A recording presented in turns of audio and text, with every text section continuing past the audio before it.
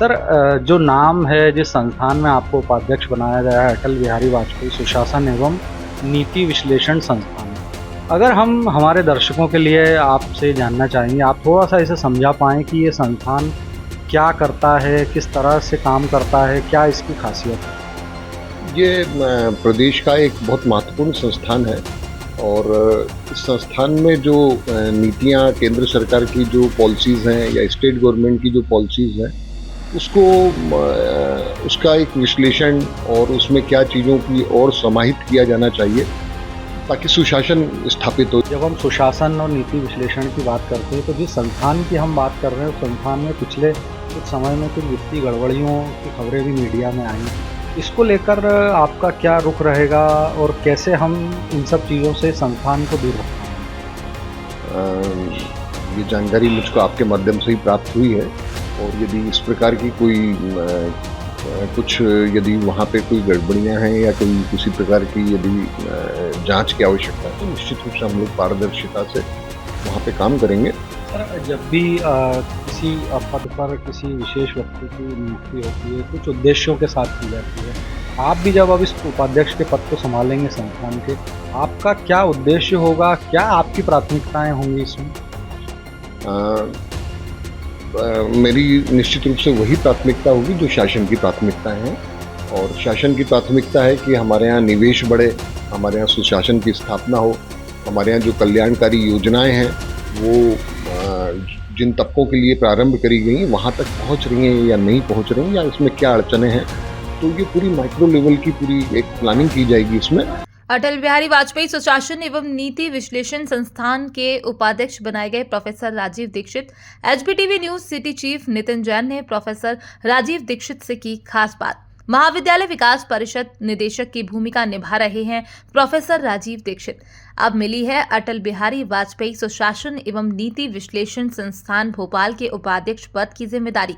केंद्र व राज्य शासन की नीतियों को बेहतर बनाने और शोध के लिए काम करता है संस्थान, बोले प्रोफेसर राजीव दीक्षित। देश को विकसित राष्ट्र बनाने में 4 महत्वपूर्ण स्तंभों में सुशासन एक महत्वपूर्ण स्तंभ है। पिछले दिनों हुई वित्तीय गड़बड़ियों पर बोले, हम इन्हें प्राथमिकता से देखेंगे। नमस्कार दोस्तों, मैं हूं नितिन जैन और इस वक्त मेरे साथ महाविद्यालय विकास परिषद के निदेशक प्रोफेसर राजीव दीक्षित जी मौजूद हैं। राजीव दीक्षित जी को हाल ही में एक बड़ी जिम्मेदारी मिली है, उन्हें भोपाल में अटल बिहारी वाजपेयी सुशासन एवं नीति विश्लेषण संस्थान का उपाध्यक्ष बनाया गया है। किस तरह से जिम्मेदारी को वो लेंगे, आगे बढ़ाएंगे, इस पर हम आज उनसे बात करेंगे। सर, सबसे पहले तो हमसे बात करने के लिए आपका धन्यवाद। धन्यवाद।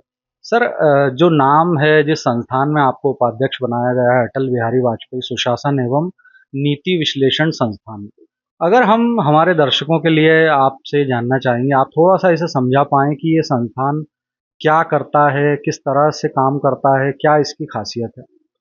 ये प्रदेश का एक बहुत महत्वपूर्ण संस्थान है और इस संस्थान में जो नीतियाँ केंद्र सरकार की जो पॉलिसीज़ हैं या स्टेट गवर्नमेंट की जो पॉलिसीज़ हैं उसको उसका एक विश्लेषण और उसमें क्या चीज़ों की और समाहित किया जाना चाहिए ताकि सुशासन स्थापित हो। जैसा कि हम जानते हैं कि हमारे माननीय प्रधानमंत्री जी ने एक आह्वान किया है कि 2047 तक भारत विकसित राष्ट्रों की श्रेणी में होगा और यदि हमको विकसित राष्ट्र बनाना है तो उसमें जो 4 महत्वपूर्ण स्तंभ है उसमें से एक बहुत महत्वपूर्ण स्तंभ है कि सुशासन स्थापित हो। सुशासन यदि स्थापित होगा तो आर्थिक उन्नति भी होगी और एक एक ऐसा धनात्मक वातावरण निर्मित होता है किसी भी प्रदेश में जो कि वहाँ की जो जनता है, वहाँ के जो जो लोग हैं वो अपना बेहतर से बेहतर कर पाते हैं उसके बाद।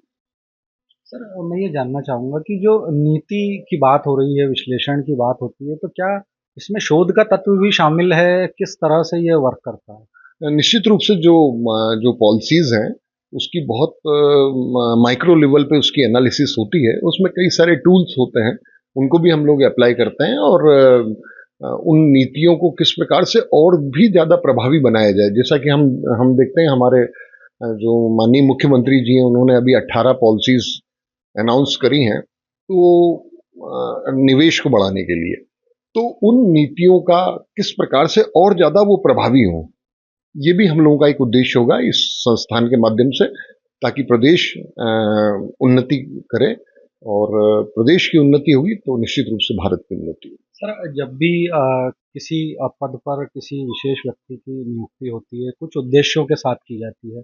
आप भी जब अब इस उपाध्यक्ष के पद को संभालेंगे संस्थान के, आपका क्या उद्देश्य होगा? क्या आपकी प्राथमिकताएं होंगी इसमें? अ, मेरी निश्चित रूप से वही प्राथमिकता होगी जो शासन की प्राथमिकता है, और शासन की प्राथमिकता है कि हमारे यहाँ निवेश बढ़े, हमारे यहाँ सुशासन की स्थापना हो, हमारे यहाँ जो कल्याणकारी योजनाएं हैं वो जिन तबकों के लिए प्रारंभ करी गई वहां तक पहुंच रही हैं या नहीं पहुंच रही, या इसमें क्या अड़चने हैं। तो ये पूरी माइक्रो लेवल की पूरी एक प्लानिंग की जाएगी इसमें, और मेरा भरपूर प्रयास रहेगा कि हम ऐसी नीतियां लागू करें जो हमारे प्रदेश के कल्याण के लिए आवश्यक।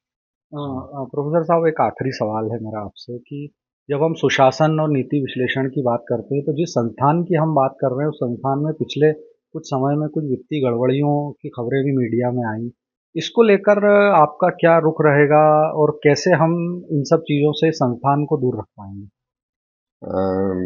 ये जानकारी मुझको आपके माध्यम से ही प्राप्त हुई है, और यदि इस प्रकार की कोई कुछ यदि वहाँ पे कोई गड़बड़ियाँ हैं या कोई किसी प्रकार की यदि जांच की आवश्यकता है, तो निश्चित रूप से हम लोग पारदर्शिता से वहाँ पे काम करेंगे, और सुशासन का जो संस्थान है वो अपने आप में एक आदर्श संस्थान के रूप में विकसित हो।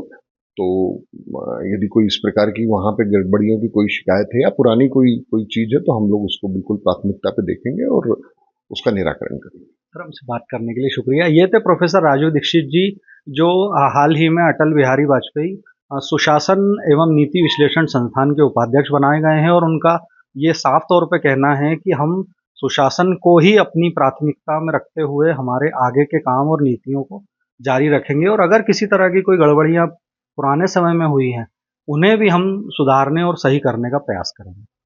मेरे सहयोगी देवेंद्र मालवी के साथ मैं Nitin Jain, HB TV news के लिए।